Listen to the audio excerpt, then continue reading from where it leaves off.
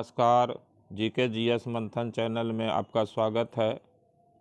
Current affairs यानी समसामयिक घटना चक्र का यह वीडियो प्रस्तुत किया जा रहा है। पहला प्रश्न है, 26 जुलाई 2023 ईस्वी को लोकसभा में केंद्र की नरेंद्र मोदी सरकार के विरुद्ध अविश्वास प्रस्ताव पेश किया गया। इस बारे में निम्नलिखित कथनों पर विचार कीजिए। एक, अविश्वास प्रस्ताव का उल्लेख भारतीय संविधान के अनुच्छेद 75 में है। 2, अविश्वास प्रस्ताव केवल लोकसभा में नियम 198 के तहत किसी सदस्य द्वारा पेश किया जा सकता है। 3, लोकसभा में पेश अविश्वास प्रस्ताव को कम से कम 50 सांसदों की सहमति होनी चाहिए। 4, सरकार के विरुद्ध अविश्वास प्रस्ताव पर चर्चा में लोकसभा एवं राज्यसभा दोनों के सदस्य भाग लेते हैं। उपर्युक्त में से कितने कथन सही हैं? इसका सही उत्तर है सी, केवल 3। केवल 3 ही इसका सही है, यानी कि लोकसभा में पेश अविश्वास प्रस्ताव को कम से कम 50 सांसदों की सहमति होनी चाहिए। बाकी तीनों विकल्प गलत है। विपक्ष प्रधानमंत्री के खिलाफ लोकसभा में अविश्वास प्रस्ताव लाते हैं और अगर लोकसभा अविश्वास प्रस्ताव को पारित कर देती है तो प्रधानमंत्री को इस्तीफा देना पड़ता है, जिससे संपूर्ण संघीय मंत्रिपरिषद भंग हो जाता है। प्रश्न संख्या 2 है, ट्विटर के लोगों में उड़ती चिड़िया के स्थान पर जुलाई 2023 में निम्नलिखित में कौन सा प्रतीक लगाया गया है? AX, BY, CZ, DM। तो इसका सही उत्तर है AX। ट्विटर के लोगों में उड़ती चिड़िया के स्थान पर जो नया प्रतीक लगाया गया है वो X का प्रतीक लगाया गया है।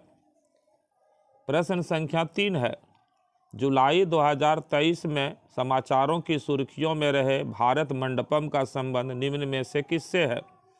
ये नई दिल्ली स्थित प्रगति मैदान में विकसित भारत व्यापार प्रोनियन संगठन परिसर में निर्मित एकीकृत प्रदर्शनी सह कन्वेंशन केंद्र से, बी, वाराणसी में बनाए गए एक अत्याधुनिक सभागार से, सी, अहमदाबाद में बनाए गए एक अत्याधुनिक कन्वेंशन सेंटर से, डी, उपर्युक्त में से कोई नहीं। इसका सही उत्तर है ए,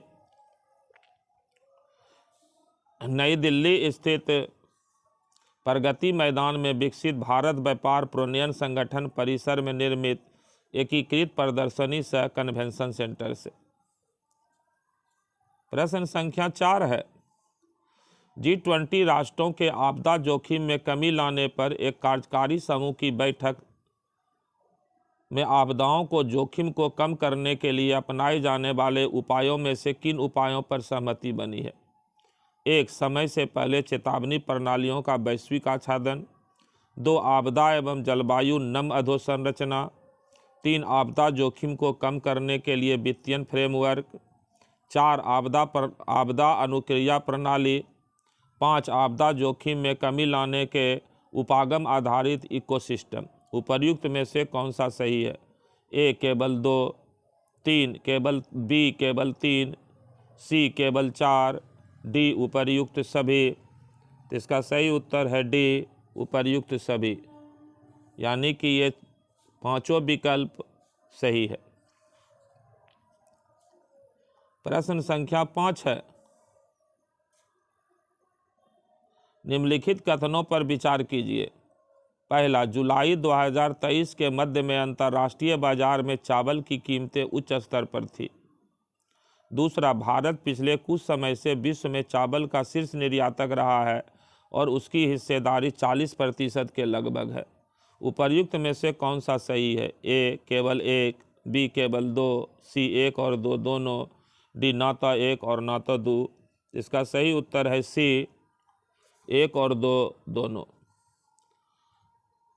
जुलाई 2023 के मध्य में अंतर्राष्ट्रीय बाजार में चावल की कीमत बहुत अधिक थी और भारत विश्व में चावल का सबसे बड़ा निर्यातक देश है, जिसकी हिस्सेदारी 40% है।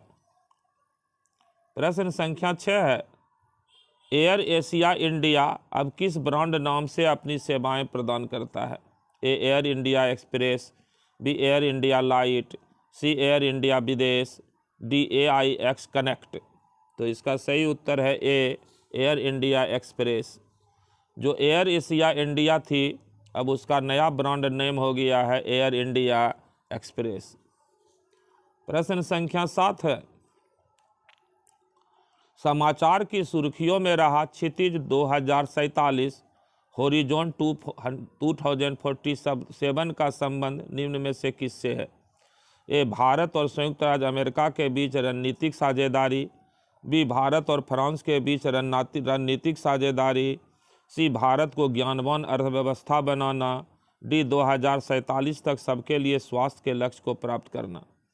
तो इसका सही उत्तर है बी, भारत और फ्रांस के बीच जो रणनीतिक साझेदारी हुई है उसी को नाम दिया गया है होरिजन 2047, यानी क्षितिज 2047। प्रश्न संख्या 8 है, संसद द्वारा पारित सिनेमेटोग्राफ संशोधन विधेयक 2023 में फिल्मों के चोरी छुपे प्रदर्शन के लिए प्रावधानित दंड में क्या शामिल है? पहला, कम से कम 3 माह तथा अधिकतम 3 वर्ष तक की सजा। दूसरा, फिल्म की सकल निर्माण लागत का 5% लेकिन रुपया 3 लाख से कम तक का जुर्माना। ए, केवल 1, बी, केवल 2, सी, 1 और 2 दोनों, डी, ना तो 1 और ना ही 2। तो इसका सही उत्तर है सी, 1 और 2 दोनों प्रावधान किया गया है सिनेमेटोग्राफ संशोधन विधेयक 2023 में। कम से कम 3 माह की सज़ा और अधिकतम 3 बरस की सज़ा, और फिल्म की सकल निर्माण लागत का 5% लेकिन 3 लाख से कम तक का जुर्माना। प्रश्न संख्या 9 है, 1 अगस्त 2023 को प्रधानमंत्री नरेंद्र मोदी को पुणे में लोकमान्य तिलक राष्ट्रीय पुरस्कार से सम्मानित किया गया। इससे पूर्व यह पुरस्कार निम्न में से किस विभूति को प्राप्त हो चुका है? पहला, श्रीमती इंदिरा गांधी। दूसरा, अटल बिहारी वाजपेयी। तीसरा, डॉक्टर मनमोहन सिंह। चौथा, प्रणब मुखर्जी। उपर्युक्त में से कितने विकल्प सही हैं? ए, केवल 1, बी, केवल 2, सी, केवल 3, डी, सभी 4। इसका सही उत्तर है डी, सभी चारों। यानी चारों व्यक्ति को ये लोकमान्य तिलक राष्ट्रीय पुरस्कार से सम्मानित किया जा चुका है। श्रीमती इंदिरा गांधी को, अटल बिहारी वाजपेयी को, डॉक्टर मनमोहन सिंह को और प्रणब मुखर्जी को। प्रश्न संख्या 10 है, समाचार की सुर्खियों में रहे JALDOST के बारे में निम्नलिखित में कौन सा कथन सही है? ए, जलाशयों में जलीय खरपतवार और तैरते कचरे को निकालने वाला एक एयरबोट। बी, पानी के संकट से जूझ रहे क्षेत्र में कार्यरत स्वयंसेवक। सी, झीलों के पानी को विसंक्रमित करने के लिए विकसित एक मशीन। डी, जल संचरण सहायक। तो इसका सही उत्तर है ए, जलाशयों के जलीय खरपतवार और तैरते कचरे को निकालने वाला एक एयरबोट। प्रश्न संख्या 11 है, क्यू प्लेन के बारे में निम्नलिखित में कौन सा कथन सत्य है? ए, यह एक क्षुद्र ग्रह है जिसे नासा के वैज्ञानिकों ने खोजा है। बी, त्रिकोणमिति का एक आरेख है। सी, मानव रहित हवाई वाहन है। डी, छोटा लड़ाकू विमान है। इसका सही उत्तर है सी, मानव रहित हवाई वाहन है क्यू प्लेन। क्यू प्लेन एक मानव रहित हवाई वाहन है। प्रश्न संख्या 13 है, 5 अगस्त 2023 की स्थिति के अनुसार भारत में केंद्र सरकार के कितने सार्वजनिक उपक्रम को महारत्न कंपनी का दर्जा प्राप्त है? ए, 12, बी, 13, सी, 14, डी, 15। तो इसका सही उत्तर है,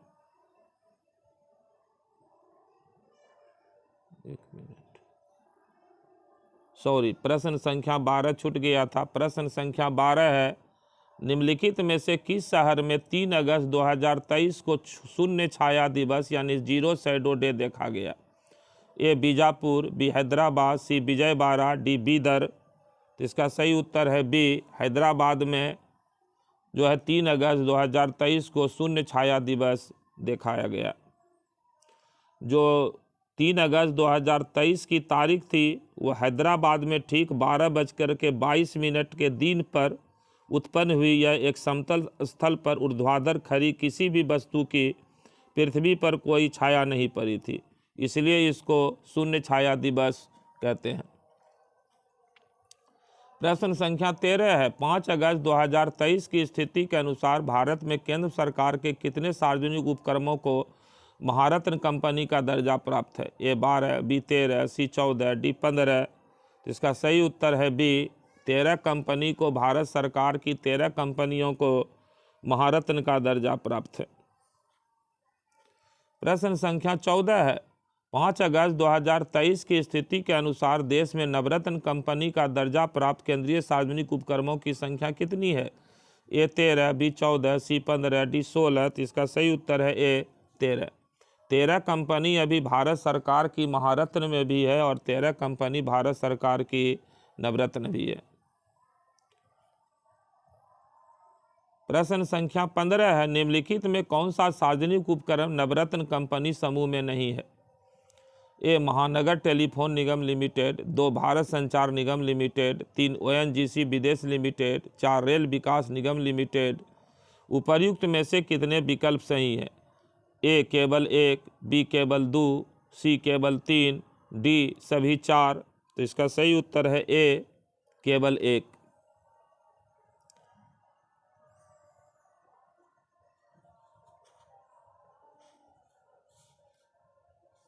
महानगर टेलीफोन निगम लिमिटेड।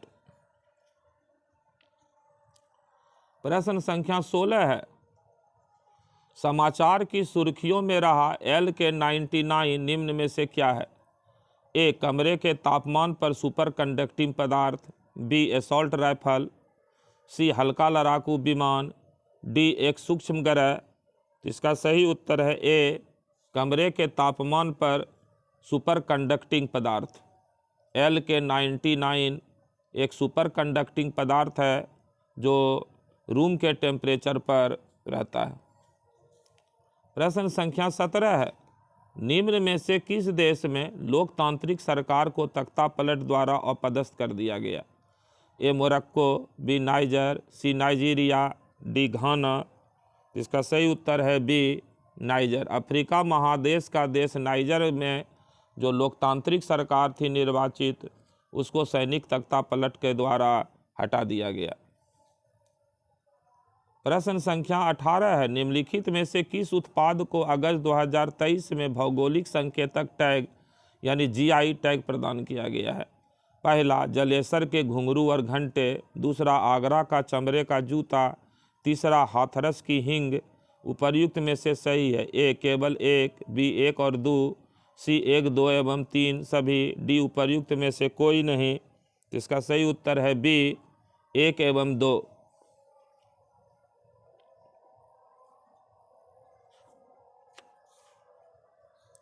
यानी कि जलेसर के घुंघरू और घंटे और आगरा के चमड़े का जूता, इसको अगस्त 2023 में GI टैग प्रदान किया गया है। प्रश्न संख्या 19 है, 8 अगस्त 2023 का दिन कुछ समय के लिए राज्यसभा का ऐतिहासिक दिन रहा। ऐसा निम्नलिखित में से किस कारण से हुआ? पहला, राज्यसभा के सभापति के आसन पर राज्यसभा में वक्ता और सदन में के बेल की मेज पर सभी अधिकारी महिलाएं थी। दूसरा, श्रीमती फॉगनोन कोनायक राज्यसभा की अध्यक्षता कर रही थी। 3, राज्यसभा सांसद श्रीमती ममता मोहंता भाषण दे रही थी। 4, सदन के बेल की मेज पर सभी अधिकारी महिलाएं थी। उपर्युक्त में से कितने कथन सही है? ए केवल 1, बी केवल 2, सी केवल 3, डी सभी 4। तो इसका सही उत्तर है डी सभी 4। चारों कथन इसका सही है। यानी राज्यसभा के सभापति के आसन पर राज्यसभा में वक्ता और सदन के बेल की मेज पर सभी अधिकारी महिलाएं थी। दूसरा, श्रीमती फॉगनोन कोनायक राज्यसभा की अध्यक्षता कर रही थी। तीसरा, राज्यसभा सांसद श्रीमती ममता मोहंता भाषण दे रही थी। 4, सदन के बेल की मेज पर सभी अधिकारी महिलाएं थी। प्रश्न संख्या 20 है, 15 अगस्त 2023 को भारत ने अपना 77वां स्वतंत्रता दिवस मनाया। निम्नलिखित में कौन से देश 15 अगस्त को ही अपना स्वतंत्रता दिवस मनाते हैं?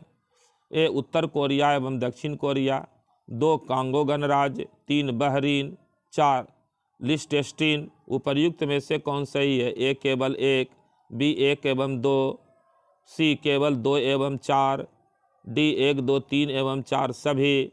तो इसका सही उत्तर है डी 1 2 3 एवं 4 सभी। सभी देश इनमें से जो है वो 15 अगस्त को अपना स्वतंत्रता दिवस मनाते हैं। प्रश्न संख्या 21 है, भारतीय नौसेना ने अगस्त 2023 में किस देश के साथ द्विपक्षीय अभ्यास जायद तलवार में हिस्सा लिया? ए संयुक्त अरब अमीरात, बी सऊदी अरब, सी ईरान, डी ओमान। तो इसका सही उत्तर है ए संयुक्त अरब अमीरात यानी UAE के साथ भारतीय नौसेना ने अगस्त 2023 में जायद तलवार में हिस्सा लिया। प्रश्न संख्या 22 है, अविश्वास प्रस्ताव के बारे में निम्नलिखित कथनों पर विचार कीजिए। पहला, सरकार के विरुद्ध अविश्वास प्रस्ताव केवल लोकसभा में लाया जा सकता है। दूसरा, सरकार के विरुद्ध अविश्वास प्रस्ताव केवल राज्यसभा में लाया जा सकता है। तीसरा, राष्ट्रपति की पूर्व अनुमति से सरकार के विरुद्ध अविश्वास प्रस्ताव संसद के किसी भी सदन में लाया जा सकता है। उपर्युक्त में से कितने कथन सही हैं? ए केवल 1, बी केवल 2, सी सभी 3, डी उपर्युक्त में से कोई नहीं। इसका सही उत्तर है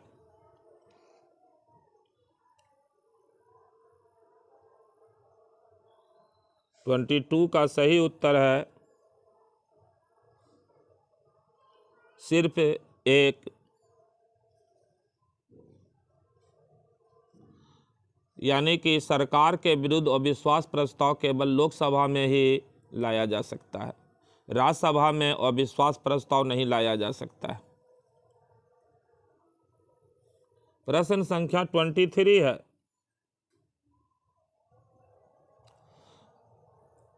चंद्र मिशन के बारे में निम्नलिखित कथनों पर विचार कीजिए। पहला, रूस ने 10 अगस्त 2023 को लूना 25 को अंतरिक्ष में प्रक्षेपित किया। 47 वर्षों के बाद रूस का यह पहला चंद्र मिशन था। दूसरा, लूना 25 तथा चंद्रयान 3 23 अगस्त 2023 को एक साथ उतरा। तीसरा, अब तक विश्व के केवल 3 देशों अमेरिका, रूस, चीन को ही चंद्रमा पर अपने यानों को उतारने में सफलता मिली है। उपर्युक्त में से कितने कथन सही है? ए केवल 1, बी केवल 2, सी सभी 3, डी उपर्युक्त में से कोई नहीं। इसका सही उत्तर है बी केवल 2, यानी लूना 25 सॉरी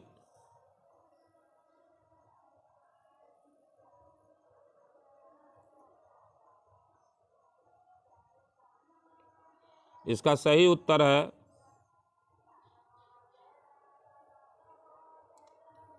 एक और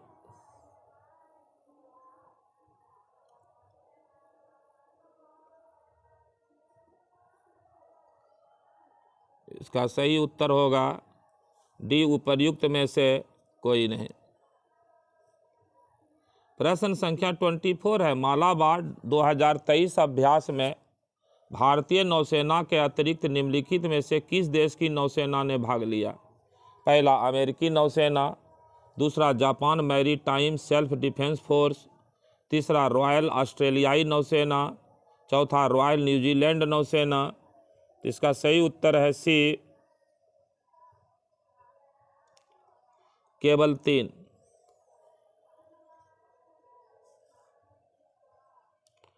रॉयल ऑस्ट्रेलिया नौसेना मालाबार 2023 अभ्यास में भाग लिया। प्रश्न संख्या 25 है, जातिगत आरक्षण के संदर्भ में संयुक्त राज्य अमेरिका के उच्चतम न्यायालय के एक हालिया निर्णय से संबंधित निम्नलिखित कथनों पर विचार कीजिए। पहला, विद्यालय जातिगत आधार पर प्रवेश नहीं कर सकते। दूसरा, सरकार जातिगत आधार पर सरकारी नौकरी नहीं दे सकती। उपर्युक्त में से कौन सा सही कथन है? ए केवल 1, बी केवल 2, सी 1 एवं 2 दोनों, डी 1 न तो 1 और न ही 2। तो इसका सही उत्तर है ए केवल एक,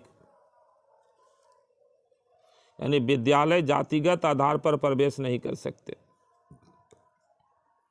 प्रश्न संख्या 26 है, निम्नलिखित कथनों पर विचार कीजिए। पहला, लोगों को शिक्षा और स्वास्थ्य उपलब्ध कराने में नॉर्डिक देश डेनमार्क, फिनलैंड, आइसलैंड, नॉर्वे और स्वीडन, संयुक्त राज्य अमेरिका जैसे विकसित देश से काफ़ी आगे रहे हैं। दूसरा, नॉर्डिक देशों में हुए सामाजिक बदलावों की गति बहुत तेज रही है। उपर्युक्त में से कौन सा कथन सही है? ए केवल एक, बी केवल दो, सी एक एवं दो दोनों, डी ना तो एक और ना ही दो। इसका सही उत्तर है ए केवल एक।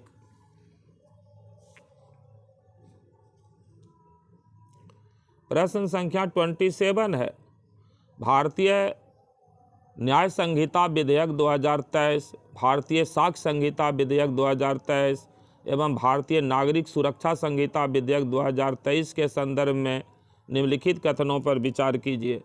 पहला, भारत के गृह मंत्री द्वारा ये विधेयक लोकसभा में पेश कर दिए गए। दूसरा, लोकसभा और राज्यसभा दोनों द्वारा इन विधेयकों को संसद के मानसून सत्र में पारित कर दिया गया।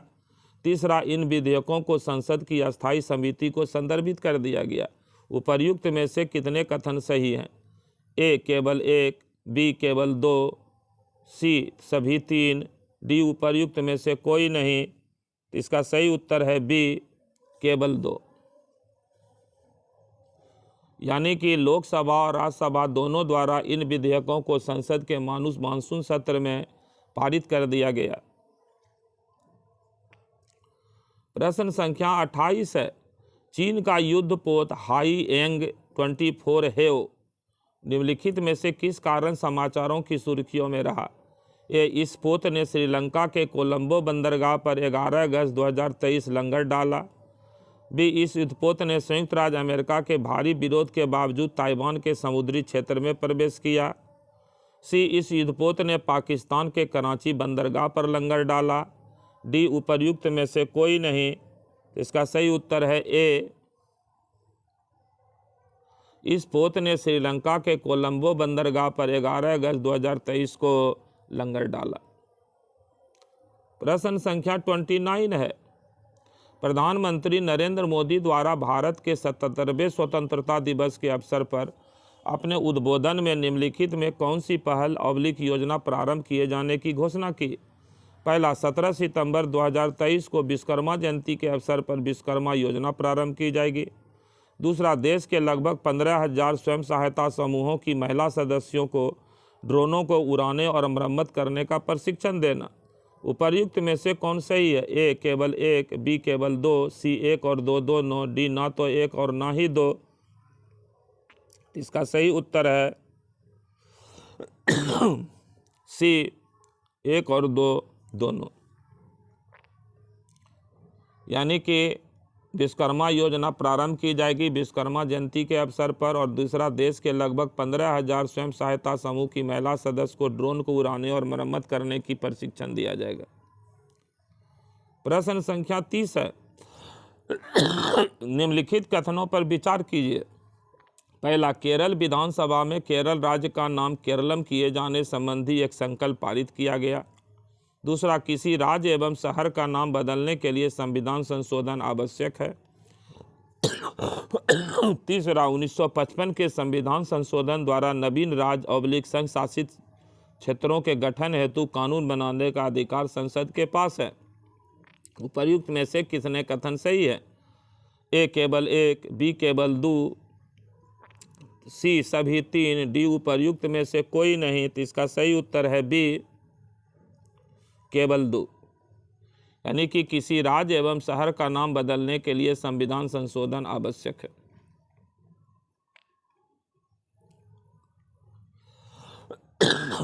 प्रश्न संख्या 31 है, हवाना परिलक्षण यानी हवाना सिंड्रोम के बारे में निम्नलिखित में कौन सा कथन असत्य है? ए, कथित तौर पर यह मानसिक स्वास्थ्य से संबंधित लक्षणों की एक विशिष्ट स्थिति है। बी, इसके लक्षण सर्वप्रथम 2016 में हवाना यानी क्यूबा स्थित अमेरिकी दूतावास के कर्मचारियों में देखे गए। सी, भारत में इस प्रकार के लक्षणों से युक्त कोई रोगी नहीं देखा गया है। डी, इसके अंतर्गत प्रभावित व्यक्तियों के में लगातार सिर दर्द, भटकाव और अनिद्रा की स्थिति उत्पन्न होती है। तो इसका सही उत्तर है सी, भारत में इस प्रकार के लक्षणों से युक्त कोई रोगी नहीं देखा गया है। ये गलत है। बाकी हवाना परिलक्षण के बारे में तीनों सही है कि कथित तौर पर यह मानसिक स्वास्थ्य से संबंधित लक्षणों की एक विशिष्ट स्थिति है। इसके लक्षण सर्वप्रथम 2016 में हवाना स्थित अमेरिकी दूतावास के कर्मचारियों में देखे गए और इसके अंतर्गत प्रभावित व्यक्तियों में लगातार सिर दर्द, भटकाव और अनिद्रा की स्थिति उत्पन्न होती है। प्रश्न संख्या 32 है, स्पॉन्ज सिटीज पहल किस देश में प्रारंभ की गई है? ए फ्रांस, बी चीन, सी दक्षिण अफ्रीका, डी संयुक्त राज्य अमेरिका। इसका सही उत्तर है बी, चीन में। स्पॉन्ज सिटी पहल चीन में प्रारंभ की गई है।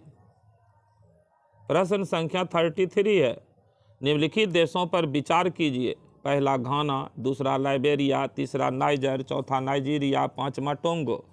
उपर्युक्त में से कितने देश ECOWAS यानी economic community of West African States के सदस्य हैं? ए केवल 2, बी केवल 3, सी केवल 4, डी सभी 5। तो इसका सही उत्तर है डी, सभी पांचों देश ECOWAS यानी economic community of West African States के सदस्य हैं। घाना, लाइबेरिया, नाइजर, नाइजीरिया और टोंगो। प्रश्न संख्या 34 है, निम्नलिखित में से किस कारण से माउई समाचारों की सुर्खियों में था? MAUI MAUI. ए, जंगलों में लगी आग हवाई द्वीप समूह के माउई द्वीप में फैल गई जिसमें लगभग 100 लोग मारे गए। बी, एक ज्वालामुखी का फट जाना। सी, एक भारी भूकंप आ जाना। डी, हिंसक उपद्रव। तो इसका सही उत्तर है ए, जंगलों में लगी आग हवाई द्वीप समूह के माउई द्वीप में फैल गई जिसमें लगभग 100 लोग मारे गए। प्रश्न संख्या 35 है, BPAL का संबंध निम्न में से किससे है? ए, एड्स के उपचार से, बी, कुष्ठ रोग के उपचार से, सी, प्लाज्मोडियम फैल्सीफेरम के उपचार से, डी, मल्टी ड्रग प्रतिरोधी तपेदिक के उपचार से। इसका सही उत्तर है डी, मल्टी ड्रग प्रतिरोधी तपेदिक के उपचार से।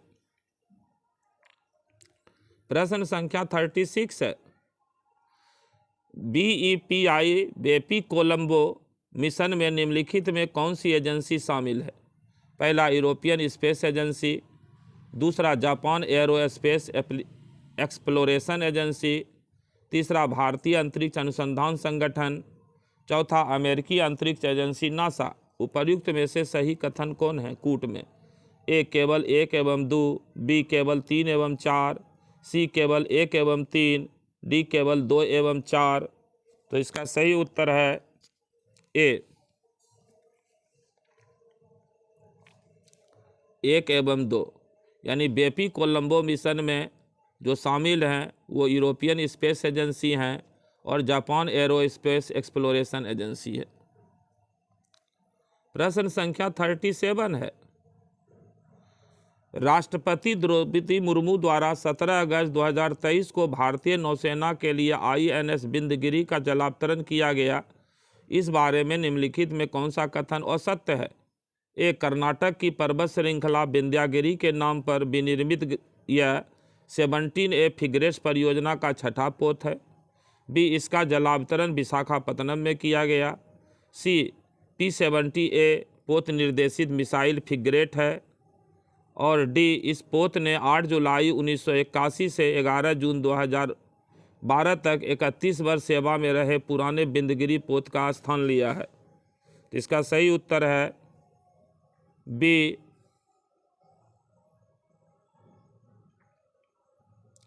इसका जलावतरण विशाखापत्तनम में किया गया। ये गलत है। बाकी सब सही है कि कर्नाटक की पर्वत श्रृंखला विंध्यागिरी के नाम पर विनिर्मित यह 17A फिगरेट परियोजना का छठा पोत है। सी, P-70A पोत निर्देशित मिसाइल फिगरेट है। और डी, इस पोत ने 8 जुलाई 81 से 11 जून 12 तक 31 वर्ष सेवा में रहे पुराने बिंदगिरी पोत का स्थान लिया है। प्रश्न संख्या 38 है, पीएम विश्वकर्मा के बारे में निम्नलिखित कथनों पर विचार कीजिए। पहला, केंद्रीय क्षेत्र की पीएम विश्वकर्मा योजना को 16 अगस्त 2023 को मंत्रिमंडल की आर्थिक मामलों की समिति द्वारा मंजूरी प्रदान की गई। 2, इस योजना की क्रियान्वयन अवधि 5 वर्ष 2023-24 से 2027-28 है। 3, इस योजना का कुल परिव्यय 13,000 करोड़ रुपये है। चौथा, यह योजना गुरु शिष्य परंपरा अथवा पारिवारिक दस्तकारी कौशल पर आधारित है। उपर्युक्त में से कितने कथन सही हैं? ए केवल 1, बी केवल 2, सी केवल 3, डी सभी 4।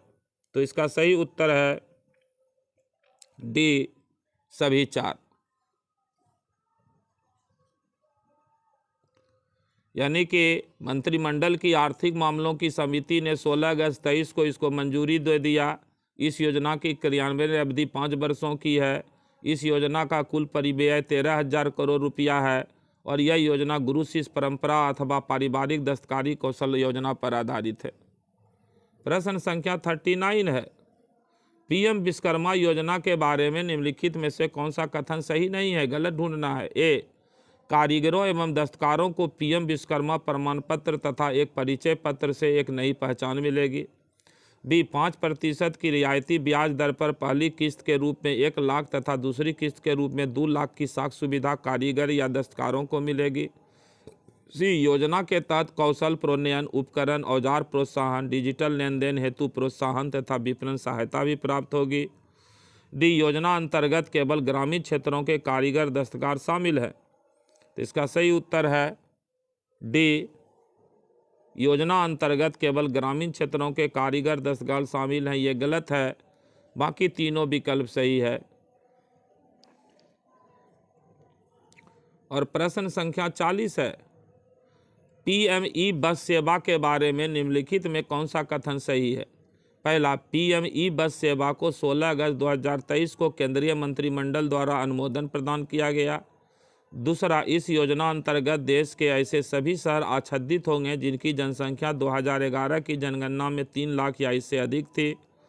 तीसरा, संघ शासित क्षेत्र, पूर्वोत्तर राज्यों तथा पर्वतीय राज्यों की राजधानियां भी इस योजना में आच्छादित है। और 4, 57,613 करोड़ की लागत से 10,000 ई बसें शहरों में संचालित की जाएगी। उपर्युक्त में से कितने कथन सही हैं? ए केवल 1, बी केवल 2, सी केवल 3, डी सभी 4। तो इसका सही उत्तर है डी सभी 4, यानी चारों विकल्प इसका सही है। इस वीडियो में इतना ही। तब तक के लिए जय हिंद, जय भारत, नमस्कार।